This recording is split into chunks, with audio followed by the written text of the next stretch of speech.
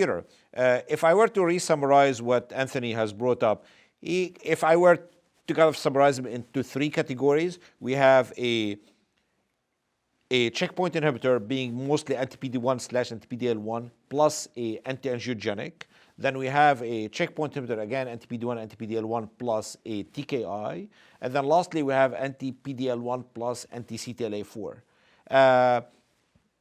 Basic question, are we talking about the same thing here, or will there be any differences in that regard, and what will be the difference? Yeah, I think only time will tell, I guess, if safety and efficacy pan out in a similar manner or not.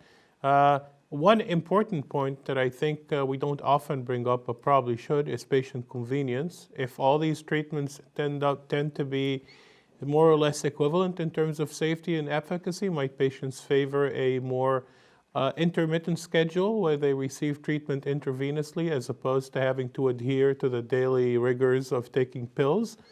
Obviously, that becomes not nearly as important if there's a differential improvement in efficacy based on hard endpoints like overall survival or not.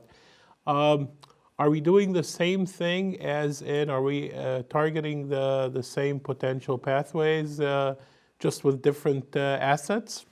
I think you could say that, but it remains to be seen whether the outcomes in combination will end up being the same.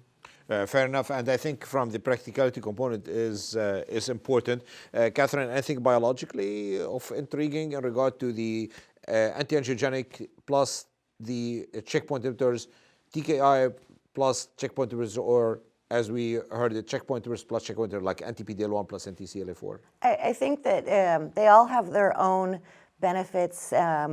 Interestingly, scientifically, for instance, some of the TKIs actually can make some immunomodulatory changes, which may help the immunotherapy work a little better. Which is the example of the pembrolizumab. Exactly. So that is very intriguing in terms of, is there something that we can do to really boost the efficacy of the immunotherapy specifically? The dual immunotherapy checkpoint inhibition is very interesting. That is balanced, of course, as we've said, with toxicity. So we just have to remember that when we're thinking about which therapies we're going to use, but I think they all have pluses and minuses. Fair enough.